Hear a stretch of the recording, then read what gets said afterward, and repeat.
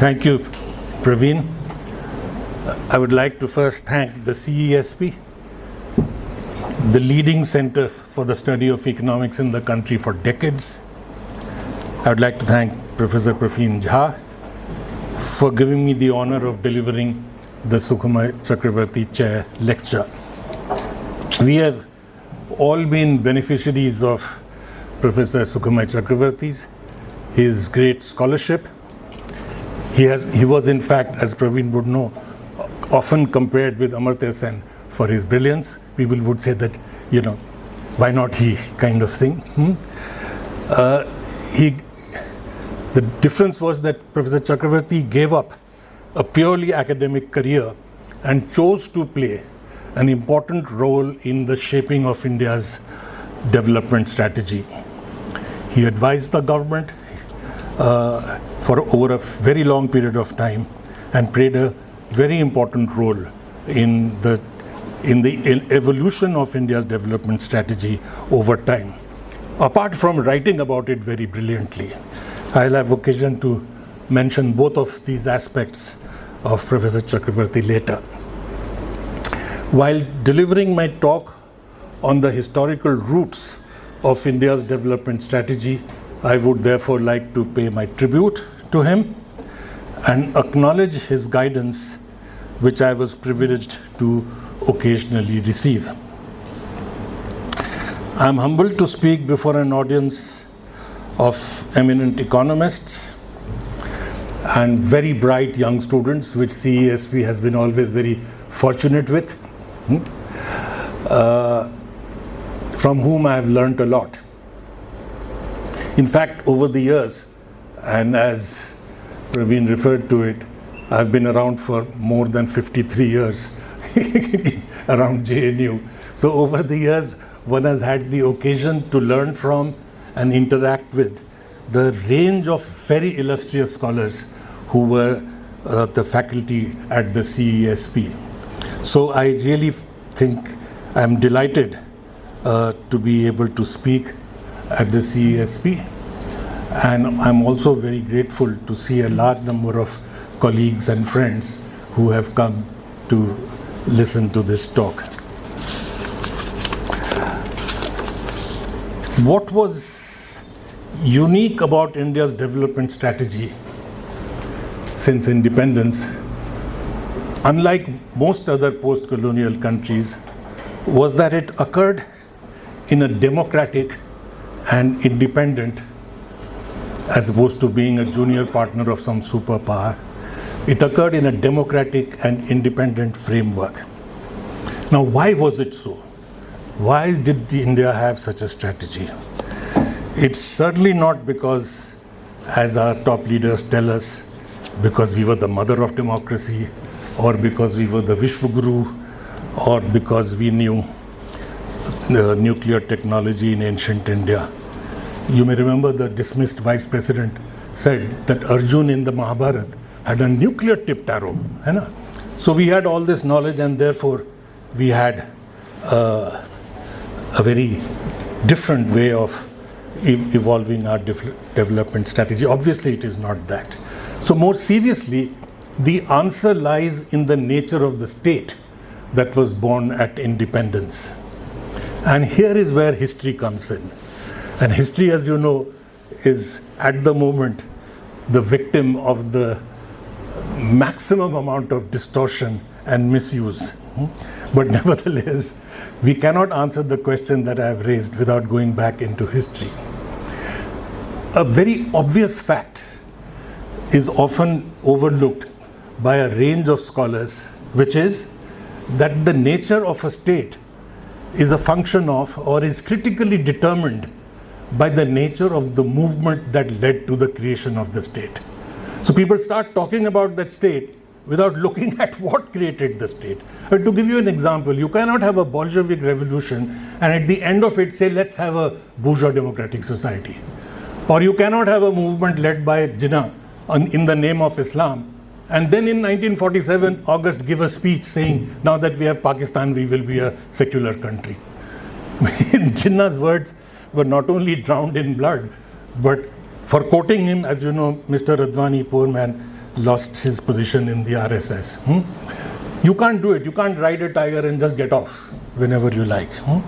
So the point I'm making is that it is critical, the nature of the movement that led to the creation of the state. Economists have unfortunately ignored this historical link by and large. Most economists that you will read talking about India's development tend to begin with 1950, as if the world began there, the first plan, with some giving a mandatory introduction mentioning that there was one National Planning Committee and a Bombay Plan in the late 40s or 30s and 40s. But basically there is no linkage drawn. I want to give you a very telling example. One of the most quoted economists to study India's land reforms after independence is Professor A.M. Khusro, Vice Chancellor of a university, headed the the National Council of Applied Economic Research, in NIPFP, the whole bunch. I mean, there are no position that he didn't hold. He was the member of the Planning Commission and all that. Now he makes this astounding statement which I want to quote to you. He says, quote, "The elaborately conceived and many-sided program of land reforms launched in the country during the 1950s could be said in a considerable degree to be a gift of the administration to the peasantry." P.A. Sappu, D. Bandyopadhyay, these bright, very bright administrators undoubtedly gave the gift of the land reforms. I mean, and only an economist, excuse me, can make a statement like that. No link with the national movement. No link with the fact that since the 19th century, people like Rana Dey, Srinath Banerjee, R.C. Dutt are talking about the Indian peasantry, are talking about the necessity of land reform. No reference to the fact that there are powerful movements for nearly a century, the Kisan Sabha movements, which is what determined the success and the failure of the land reforms in various parts of the country, determined by precisely what preceded, what kind of class balance was there in that region. So you cannot even begin to talk of land reform if you do not go back into history. You cannot begin to understand that how this historically unique effort at transformation of the agrarian relations could happen within a democratic framework. There was no General MacArthur's army overlooking the land reforms in Japan. There is no forced collectivization off with the heads of millions of kulaks.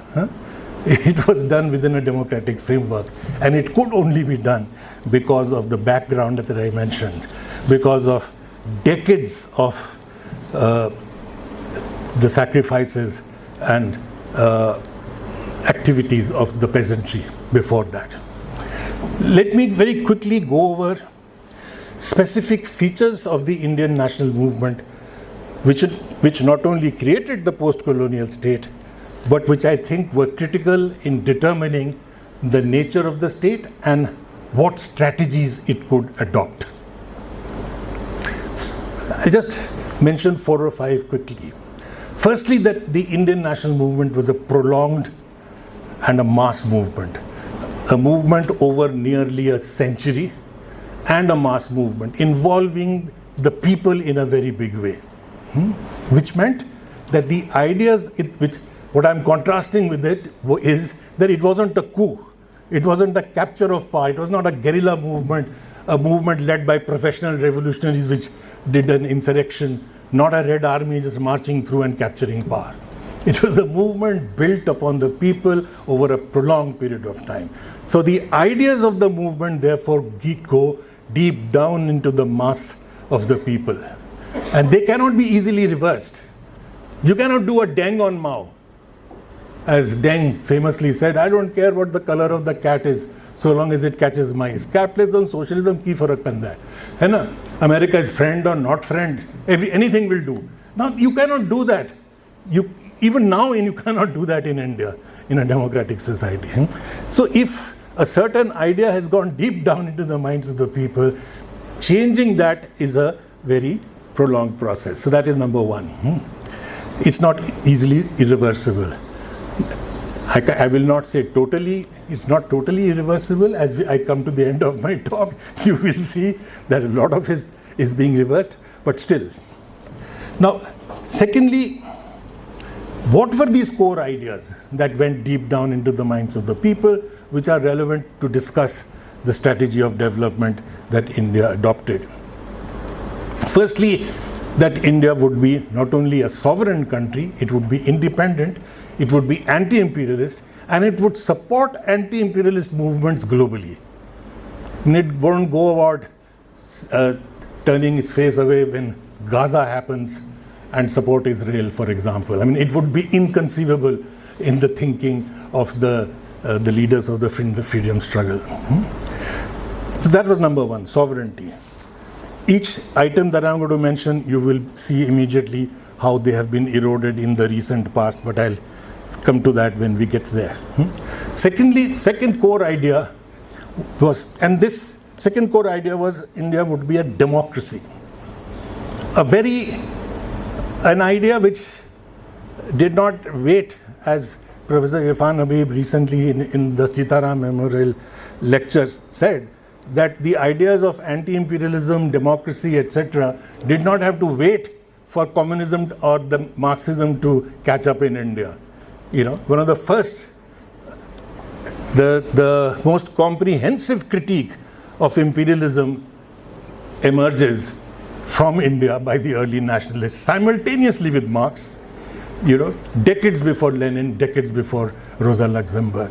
The writings of the early nationalists, people like Dadabhai Naoroji, Ranade, etc., were seminal in understanding the economic framework of imperialism, including complex ideas like unequal exchange, you know, which we thought only Marxists have developed in the recent years. You find it in the writings of the early nationalists, as I said, simultaneously with Marx.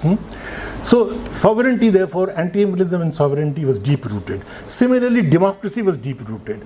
1890s Tilak is talking of adult franchise. Decades before anywhere in the world it is practiced. In the 1960s in the USA, you are still fighting over whether the black can sit next to you. You're fighting civil rights movements. You know, women's vote comes to most parts of the world decades after this. So it's a very seminal idea. Thirdly, India would be a secular country, and secularism and democracy were coterminous terms. The way it was used was secular democracy. Just as communalism and loyalism were coterminous, communal loyalists, secular democrats, simply because you can't be one without the other.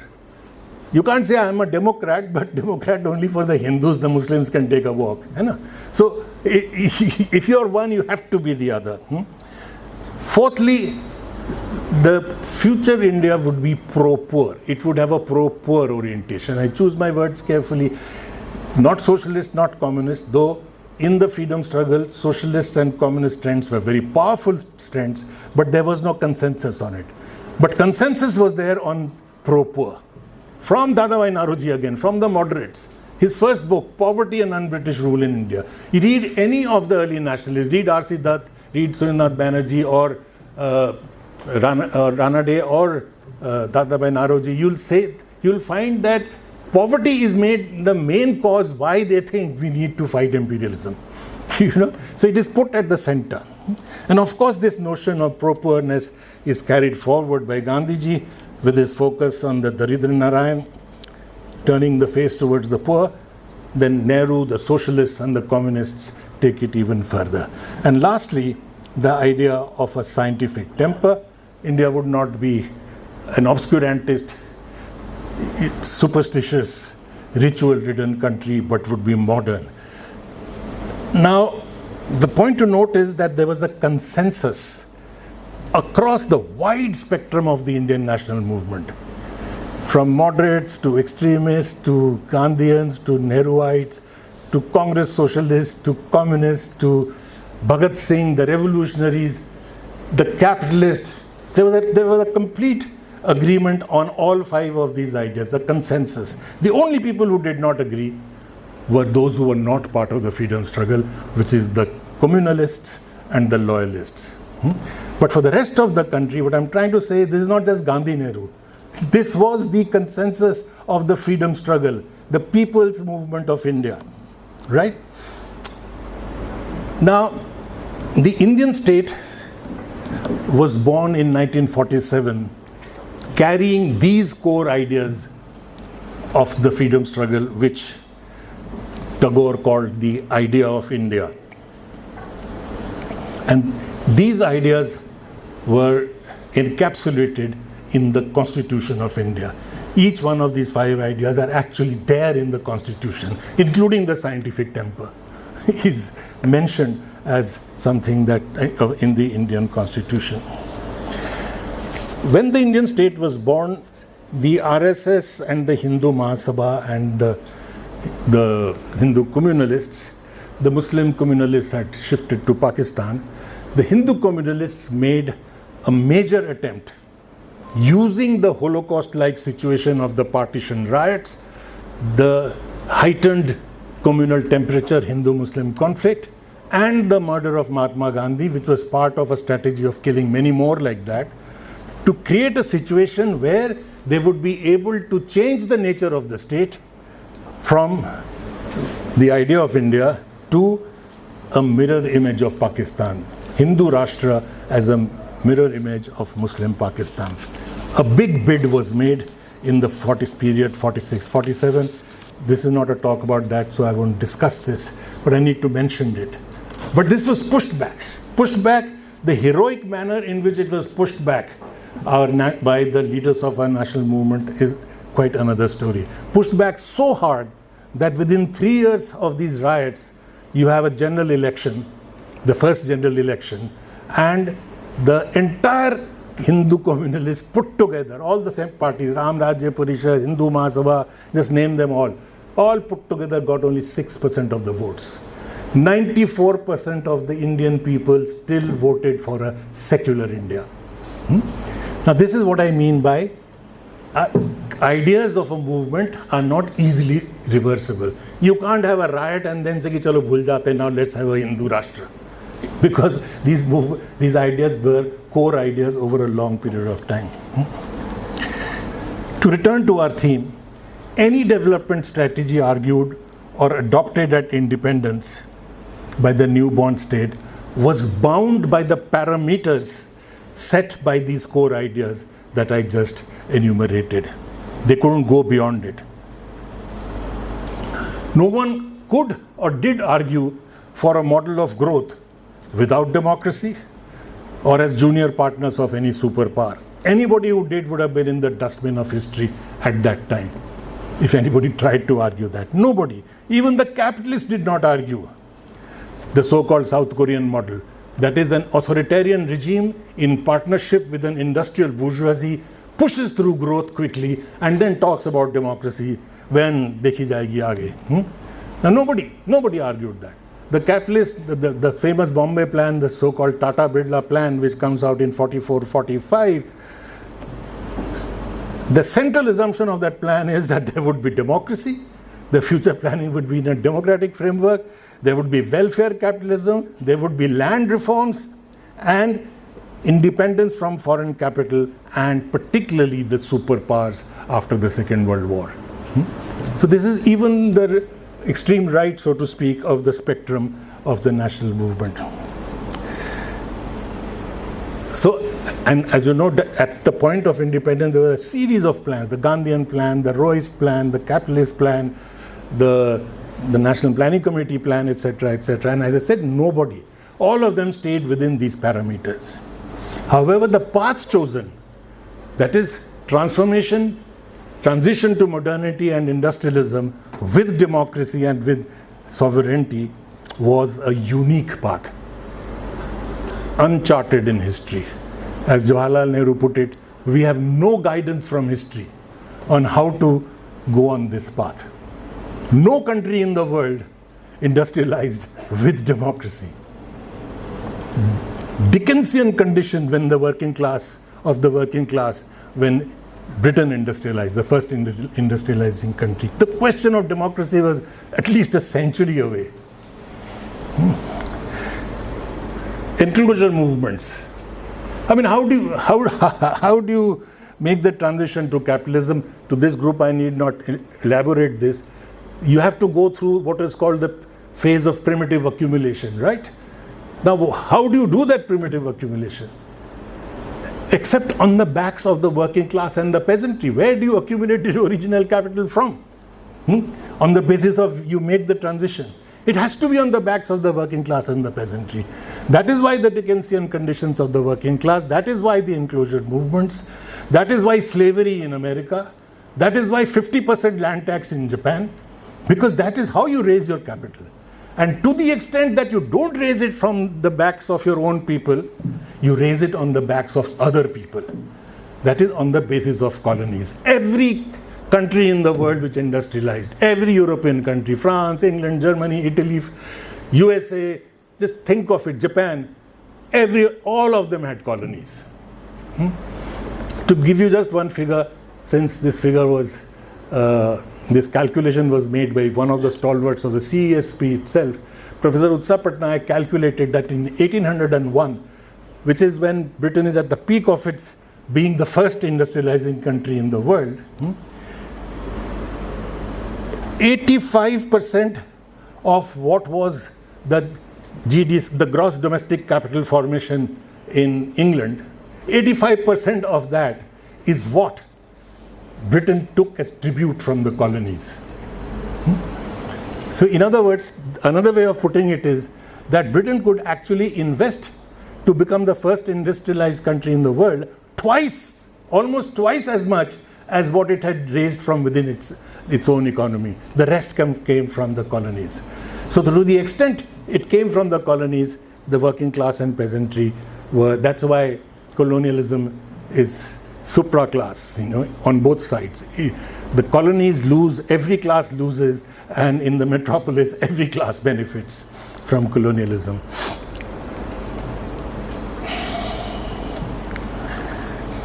Now, none of these paths were open to India. At independence, you could not say, come on, let's have a 50% land tax. The opposite. In the colonial period, something like 50% of the gross produce of the peasantry was actually taken away by the state and by other appropriating classes. Rent, revenue, etc. After independence, there is no tax on agriculture. Despite God knows how many, Praveen would tell you, recommendations that let's at least tax the agrarian rich. No tax on agriculture, not even 50 paisa, nothing. There is in fact a net transfer of income to agriculture rather than taxation from agriculture. So that route is not open to you anymore. The route of working class, the super exploitation of the working class, not open. Look at the trade union movement since 1950s till now. When it has started declining, you would find there is a consistent rise. The path of colonizing at least your neighbors, chalo aur koi nahi to Sri Lanka or Nepal ko hi colonize karte hain, even that path is not open because you are committed in fact to doing the opposite, fighting with the United States on the issue of Vietnam and Korea and all what have you, as a poor country, right?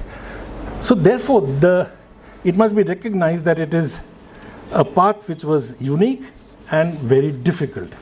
So any evaluation of the development strategy which I describe as the Nehruvian consensus, it is not just Jawaharlal Nehru's strategy, it is the consensus,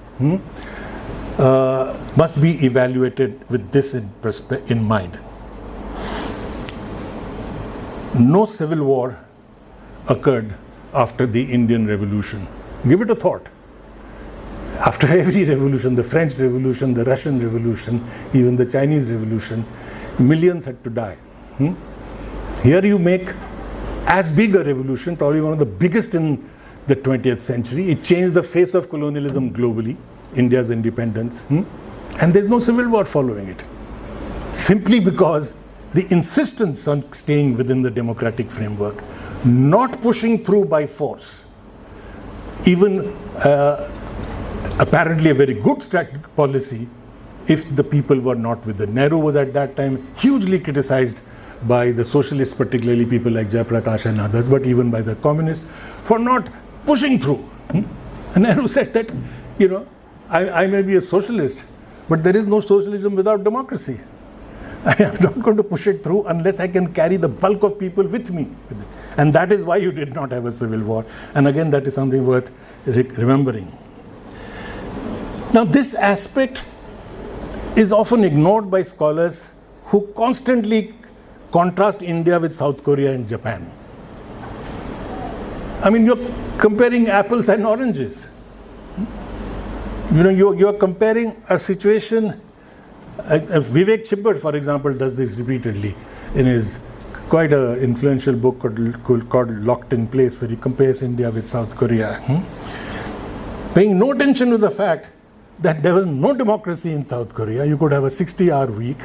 You know, you could not only discipline your labor, you could discipline your capital in a manner which is unbelievable. And plus, under the Japanese umbrella, you had entry into the American market, you know, because of Japan and South Korea being virtually the American base for their entire geopolitical strategy in that region. That is, you did it as semi-sovereign countries. Now that option, as I told you in the beginning, was out for India. India was not going to be a semi-sovereign country, neither was it going to choose the authoritarian path. Also ignored is what the economists call the initial conditions from which Nehru starts. When you compare two people or two runners in a race, I mean, if somebody starts 300 yards behind the other one, then you can't say that how come the one who started 300 yards behind, why is he not first? Because he starts at a different level. What does Nehru inherit? In the words of Tagore, before he passed away, he said that the British will one day have to leave India, but when they do actually leave, what mud and filth will they leave behind? And what did they leave behind? A deeply colonially structured economy, low efficiency, dominated by agriculture, hardly any industry, life expectancy less than 30 years. Average life expectancy in 1950 is less than 30.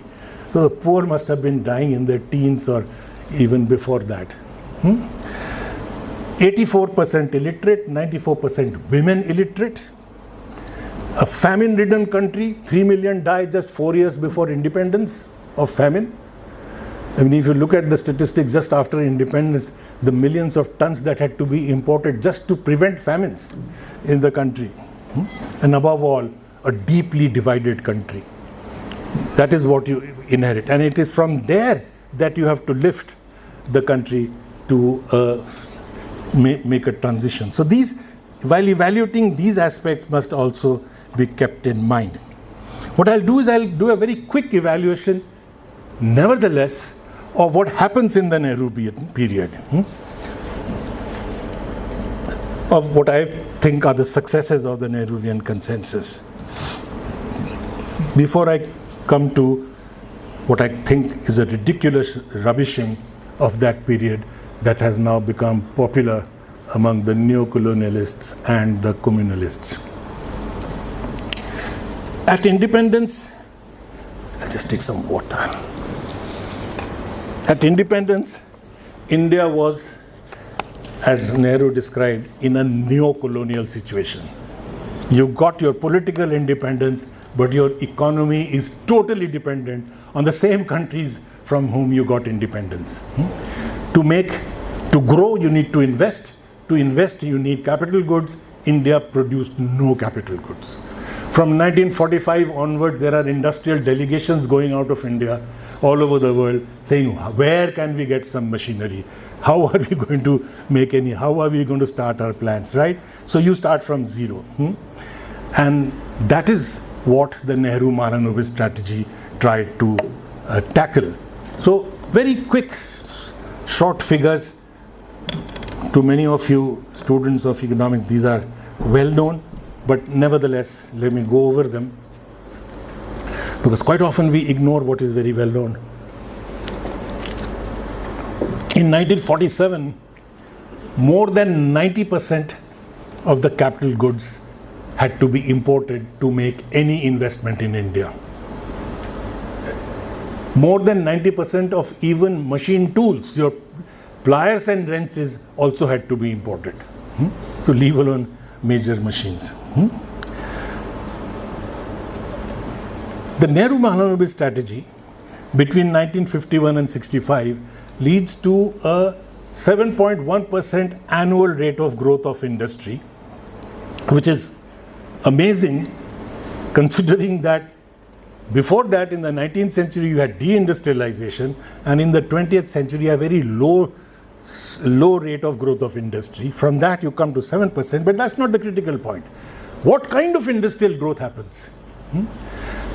In this period, the share of capital goods in the total index of industrial growth is that it increases 10 times. There is a tenfold increase in the capital goods. And the result is the following. In 1947, as I said, more than 90% of the capital goods had to be imported. In 1960, only 43%, and in 1974, only 9%. So by 1970s, you could overwhelmingly, over 90% of your investment requirements could be met from within internal resources. That is the source of your independent foreign policy. That is why you could have the non-aligned movement. That is why Nehru and Indira Gandhi could lead 100 countries to cock a snook at both the United States and the Soviet Union, saying that we will not join either of you. Just translating self-reliance into Atmanirbharta and calling yourself a guru, Vishwaguru, doesn't achieve this. It required an amazing amount of effort to unstructure the colonial structure that made this possible.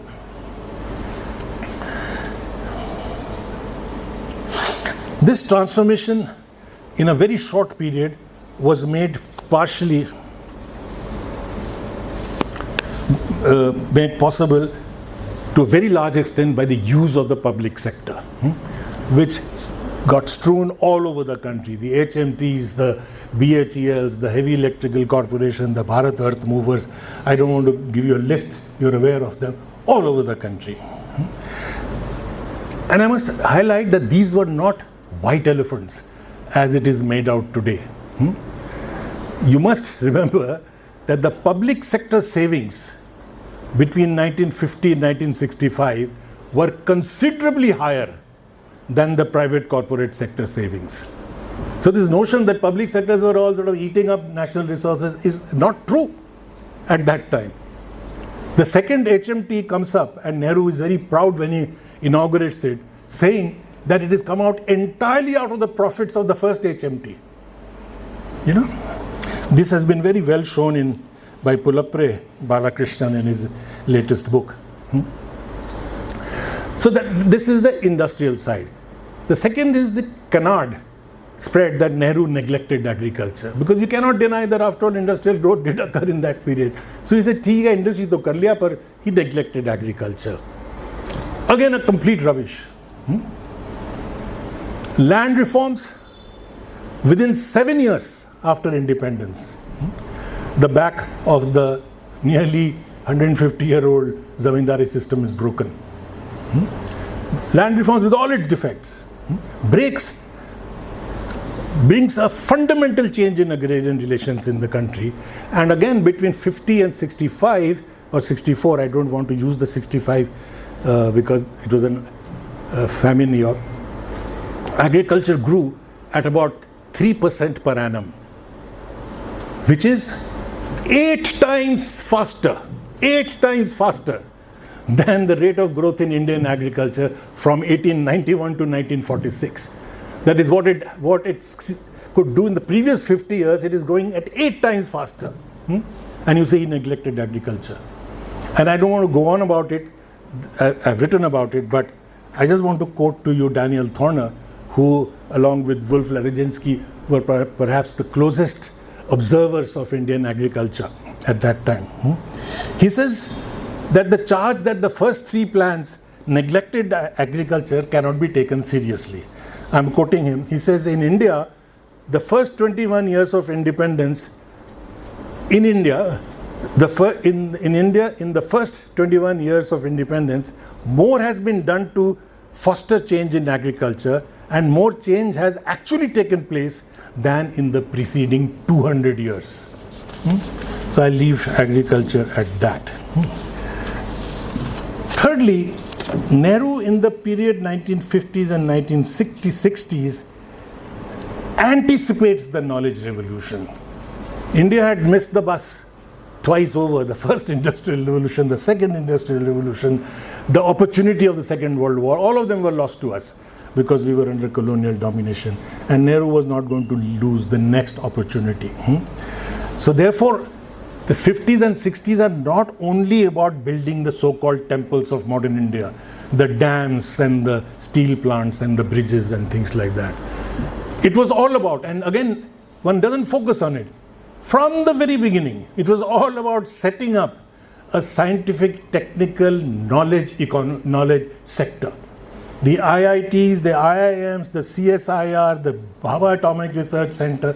By 1956, the first atomic reactor is critical in India, in 6 years' time. An area which was left barren by the British. The National Physical Laboratory, the National Chemical Laboratory, the AIMS, the DRDO, the National Institute of Virology, because Nehru didn't think that Tali, Thali, Gobar and Gomutra will take care of COVID, unlike some other people. Then, and not only in the scientific area, the National Council of Applied Economic Research, the ISI, the Indian Statistical Institute, the National School of Drama, the Sahitya Academy, the Lalit Kala Academy, the Sangeet Natak Academy were all set up. The National Institute of Design, believe you me, were all set up in the 50s and 60s in Nehru's time. So the products of this, who by the time they're 30 want to own a car and have a house, etc., working in some IT sector, have reached there not despite Nehru, but because of Nehru. More than half our GDP comes from the service sector. A large part of our balance of payments is met by the remittances that we receive by exporting the products of our knowledge sector. So when you ridicule the Nehruvian period, you are obviously missing something very important. Even if you look at the other indicators, I won't take more time on it. The GNP, 1951 to 65, India's growth rate is about 4% per annum. You'll see Hindu rate of growth is thoda sa upar. But that was about 4 times faster than the rate achieved in the previous 50 years. How do you compare? How do you evaluate? By looking at what happened before and by looking at, that is spatial and time-wise, and looking at what happens in other countries. So what do? You find that if you compare it with before, then you're doing dramatically well. And if you compare with other countries at a comparable period of time, then India was doing extremely well. K.N. Raj wrote a whole short book comparing India and Japan, and he said that Japan, what India achieved in the first 3 plans, Japan could not achieve till the 1920s, having started in the 1860s with the Meiji Restoration. So if you make a comparison, that is the comparison you need to make. So it was indeed, and this can be demonstrated, I have done it in another place, in almost all other areas, the rate of savings, the rate of investments, the growth in infrastructure, etc., etc. Today's India, in other words, was made possible because of the achievements of the Nehruvian period, and I said, not despite it.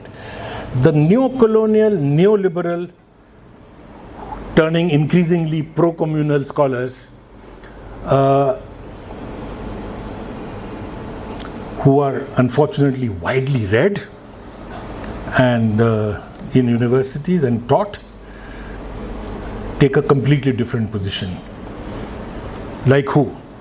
Tirthankar Roy, the Oxford Economic History of India, which is an abridged version of the Cambridge Economic History of India, his own words, and Lord Meghnad Desai, recently Arvind Panagriya, Gurcharan Das, an entire series on business history is being edited by him.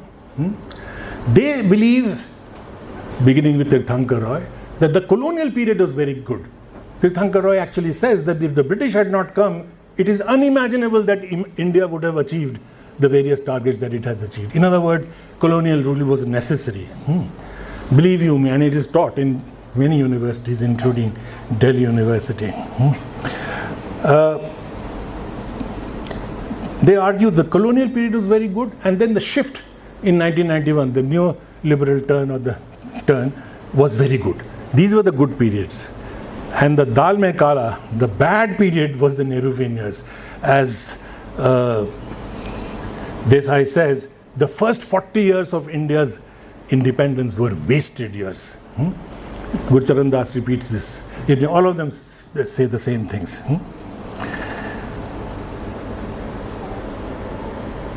They said if only Nehru had adopted the Manmohan Singh strategy, the 1991 strategy in 1950, see where we would have gone. I said only economists can say things like that. If you did that in the 1950s, India would have been a banana republic. If we opened up in the firstly, we would have been a banana republic, and even then we could not have achieved what they think we would have achieved, because they are not taking into account the global geopolitical situation at that time. What was possible in the 1950s and what was. This is like saying that in the 1990s we should have continued to have the 1950s strategy. It would be equally inadequate to argue that. But the other point is that almost all colonial societies which made a transition to modernity needed the 30 to 40 years of first unstructuring colonialism. As Daniel Thorner used a very beautiful phrase, he said that colonialism creates built-in depressors. Something tied around you which pulls you down. So you have to first undo that before you begin to think of flying, right? So this 30 to 40 years, you needed Mao's 30 to 40 years before Deng could come in. You needed your Nasser, you needed your Sukarno, you needed your Nehru, you needed your Mao.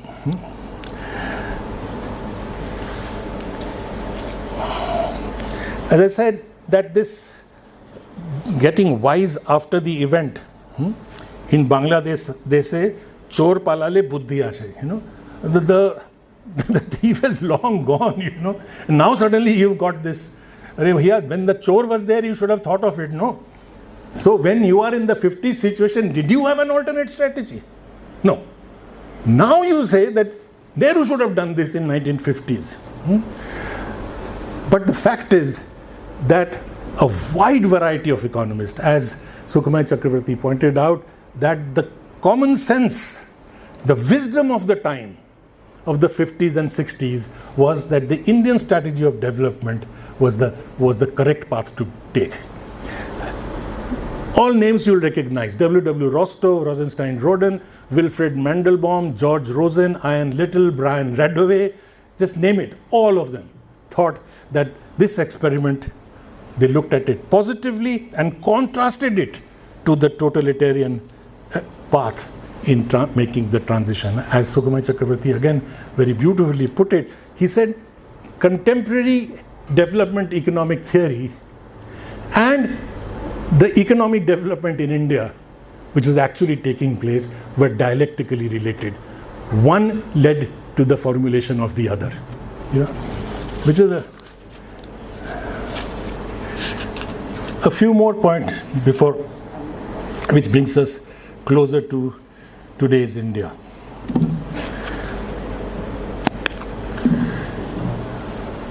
In History Center, we have a very bad habit of having 2-hour classes. So I have to keep looking at my watch so that I don't repeat that. Don't worry, it won't be a 2-hour thing. If all was so good in the Nehruvian period, why did the Nehruvian consensus shift? Shift to what I call a consensus for economic reforms. I underline the fact. It was not economic reforms was pushed through by one right-wing force. It was again a consensus. Why did it happen? Very briefly, I've written about it elsewhere. There were some internal and external factors. The internal factors were obviously the license quota raj, as it is called, the over-protections of the Indian industry through license and quotas and heavy duties, etc., led to inefficiencies. The politicization of the public sector led to huge inefficiencies, leading to a falling efficiency rate, a rising I-Core, which rose from about 2 during the first plan to 3.6 in the third plan, and some estimate by 76 it had reached 5.7.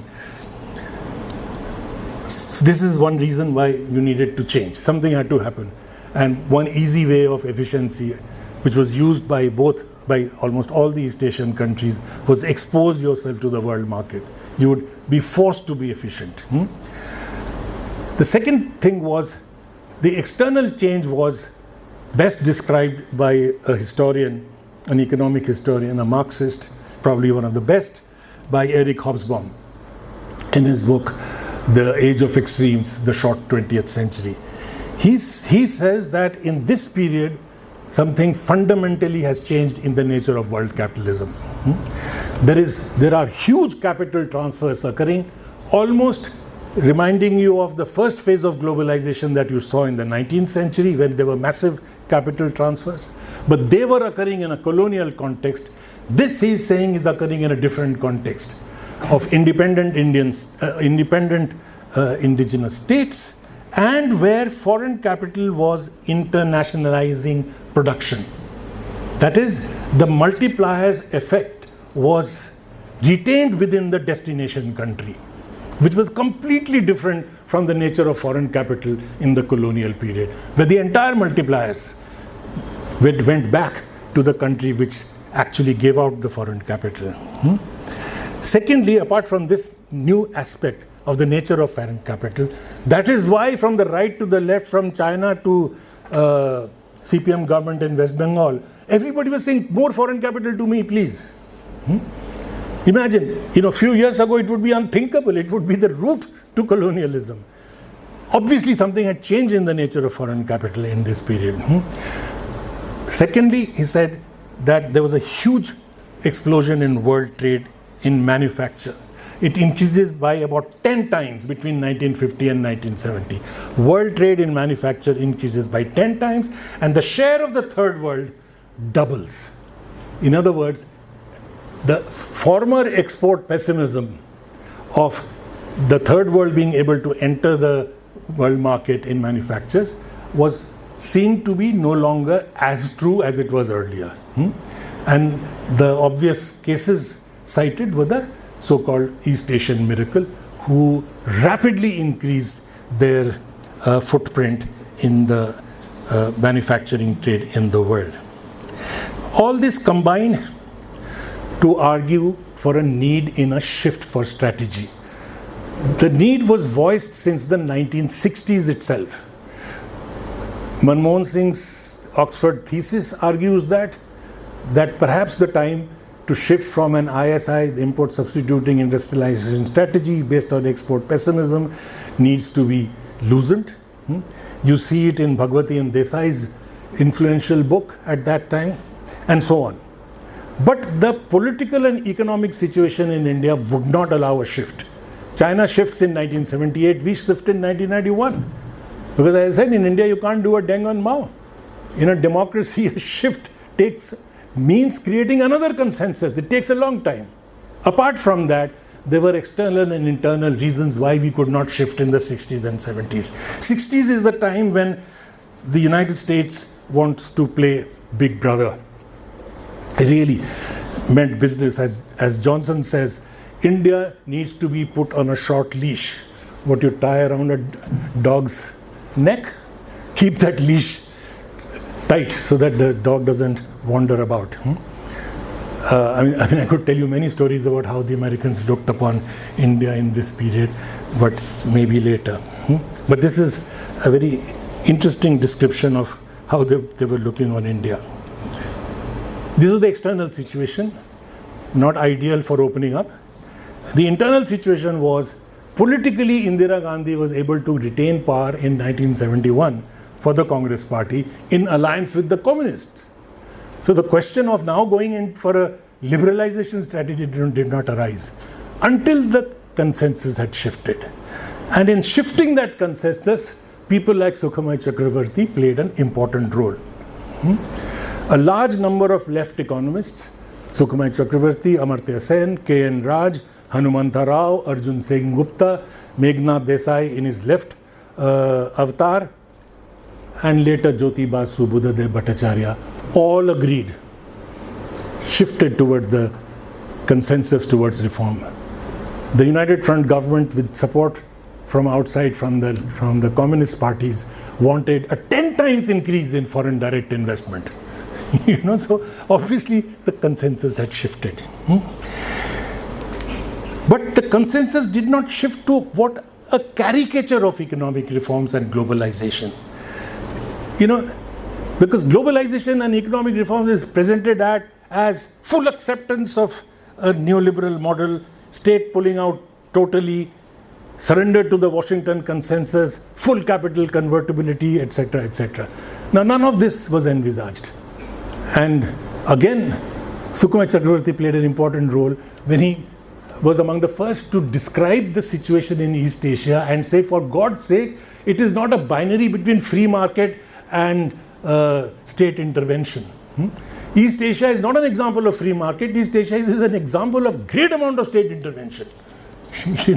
So you can think of economic reform, which is not a caricature, is what I think the Indian economists were arguing. The shift was in strategy, not in the goals set out at independence. The 1991 reforms was not a shift from the goals of the Nehruvian consensus, and the goals being self-reliance and equity. I argue, and on the basis of what I read from a lot of the faculty in the CESP, some may not agree, that both actually increased. Both self-reliance and equity increased after the economic reforms. It was not actually, India was not becoming more and more dependent, but perhaps more independent. I would just quote you one indicator, the debt service ratio, which measures the capacity of a country to service its debts without falling into the debt trap. It fell from a high of 35.3%, the debt service ratio, that is the debt servicing as a proportion of the external earnings in the current account. Now that actually fell from 35.3% in 1990-91 to 17% in 2000 to 6% in 2004 and 5. Now this is not an indication of a country becoming more and more dependent on the external world. But these are things that we can still debate. In this context, I want to share a very interesting experience and a very interesting formulation from which I learned a lot. In the early phase of the economic reforms in India, in the 1990s, in fact in January 1996, the Brazilian President Cardoso visited India and gave a talk called The Social Consequences of Globalization. As you know, the Cardoso was a Marxist.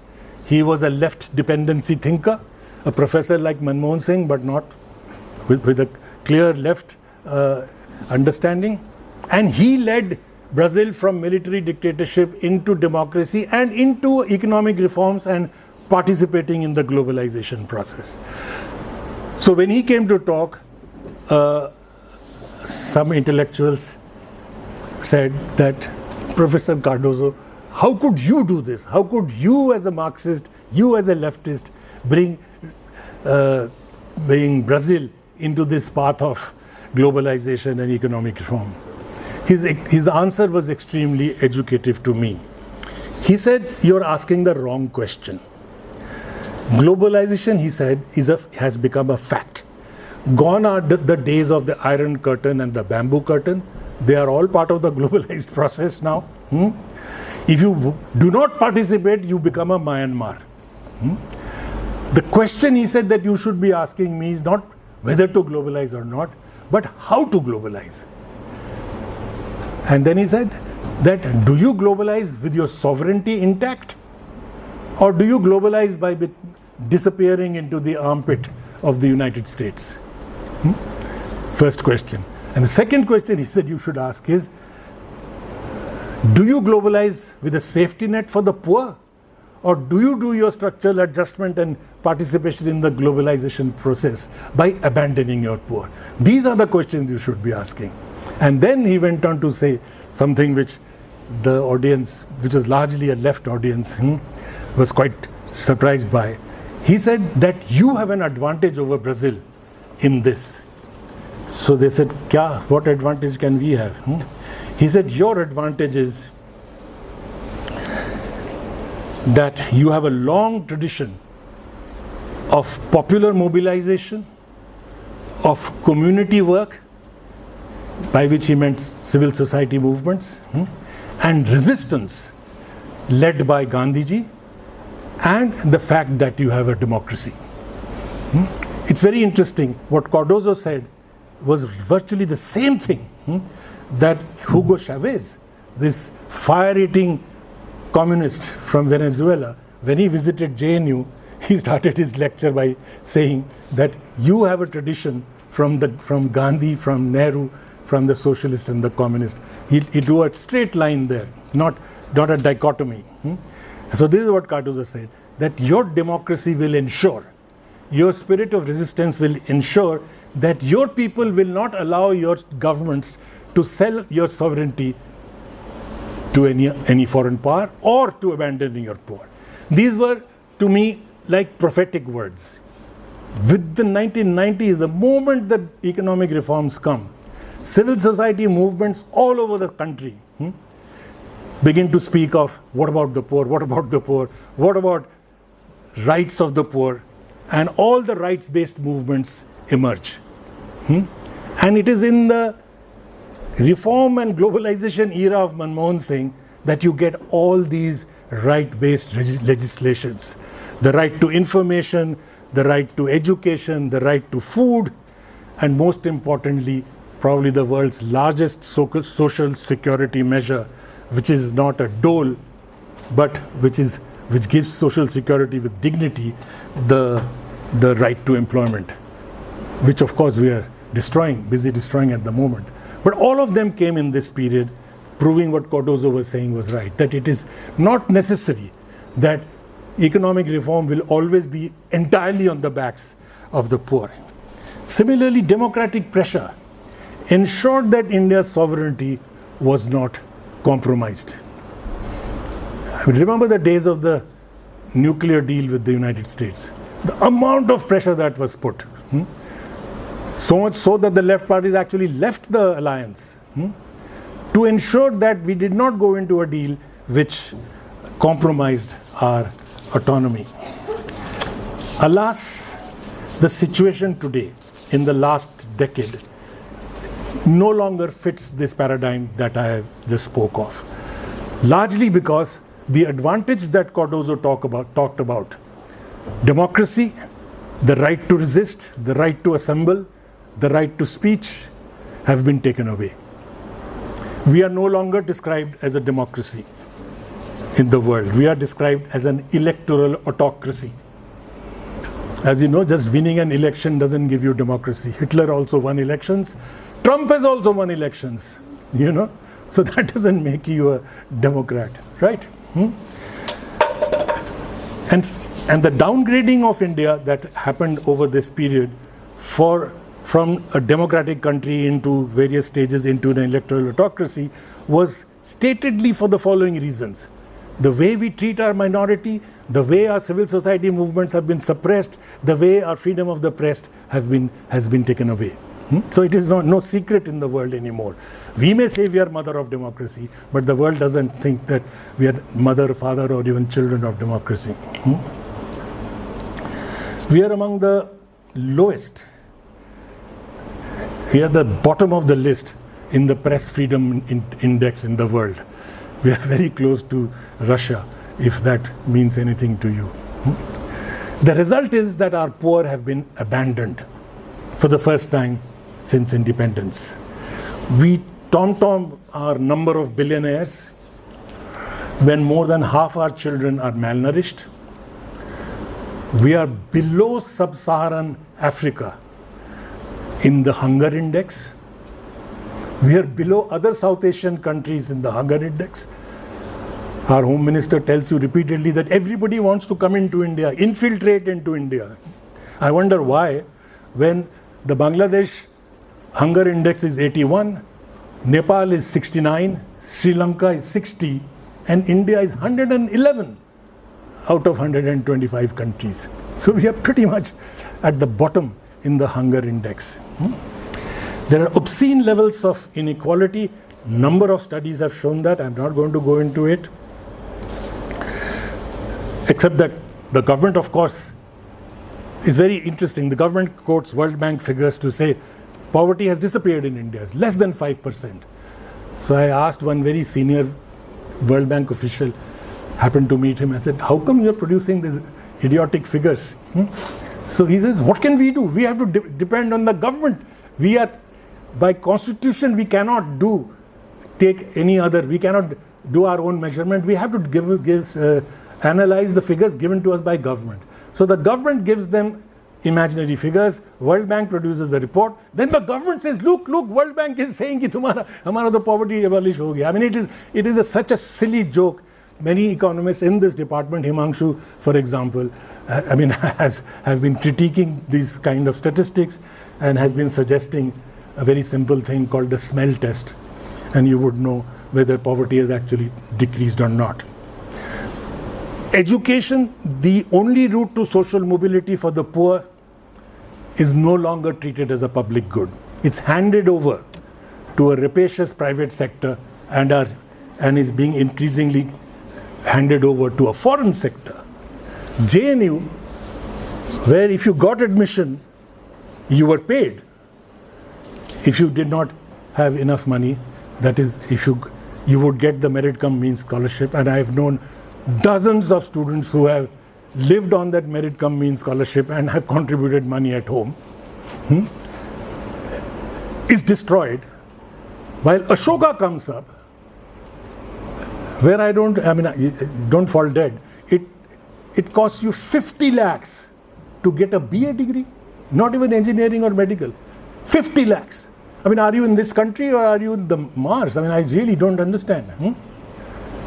So, this is what we are doing to our education. This is what we are doing to our public health. 7-star hospitals, where you are afraid to enter, ki chaukidar bahar hi nikal dega, kapde achhe nahi pehne, So, and as studies by economists, by Nicholas Stern, for example, and Himanshu have shown that lack of public health is something which pushes even middle-class people, into dire poverty if there is a health emergency, because you just cannot afford it. There is no public health. Sovereignty, similarly, has gone out for a toss.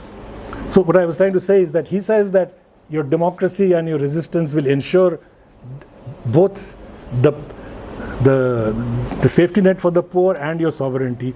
The poor have been abandoned. The whole world watched while people threw their dead bodies during COVID into the river.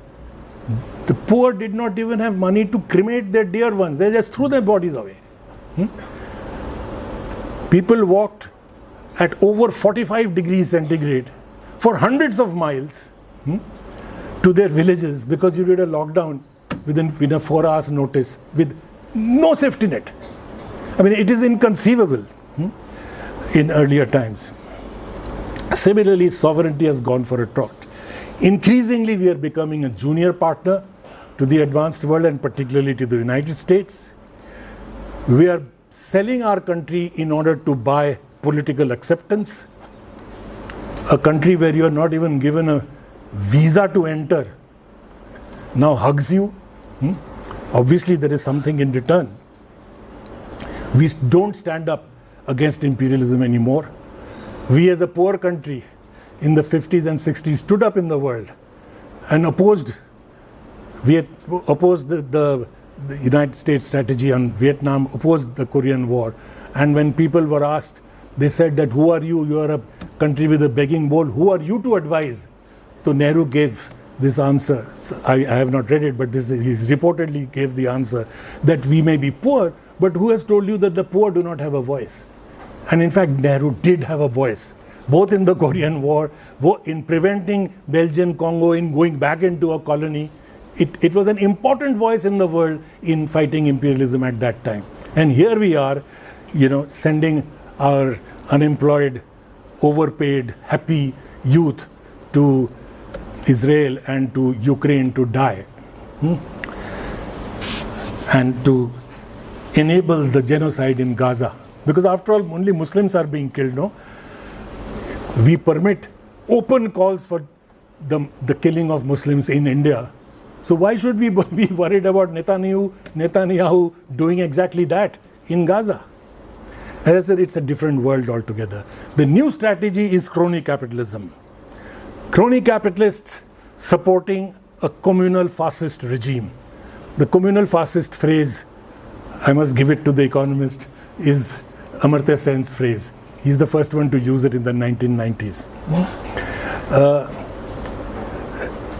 With the hope that they will get whatever they want in return. So they are making the same error that the big bourgeoisie made in Germany in the 1930s when they supported Hitler, thinking that they will be able to control Hitler. Both Germany as a nation died and the economy was shattered. And this is what Nehru had warned against. He had said, let India not go down that path of the Indian version of fascism, which is the communal fascist regime we are faced with. I don't want to end in a negative note. I want to end with the note of hope. The legacy of our freedom struggle that I started with, which is what I call the historical roots of our strategy, has ensured that we are still not a Hindu majoritarian communal fascist state. We have a government, we have a regime at the center with absolute majority saying we are a Hindu Rashtra. We have large number of states where the same regime rules saying we are a Hindu Rashtra, but we are still not a Hindu Rashtra. The reason why they are taking a turn towards fascism is precisely to now convert what the government wants into a reality, and for that you have to attack all the instruments of the state, the bureaucracy, the judiciary, the education system, etc., and destroy opposition in civil society. That is the reason that you are witnessing this. In other words, the task for them is unfinished. Resistance continues, and it is linked to the historical roots that I started with. It is linked to the roots of our freedom struggle. They are still alive. Look at any protest movement, whether it is environmental or the CAA movement or the anti-NRC movement, they still come up with images of Gandhi, Nehru, Bhagat Singh, Ambedkar, and the Constitution. That is, the values of the freedom struggle are still there, and the future of our development strategy will be determined by the resistance we shall continue to put up. Thank you.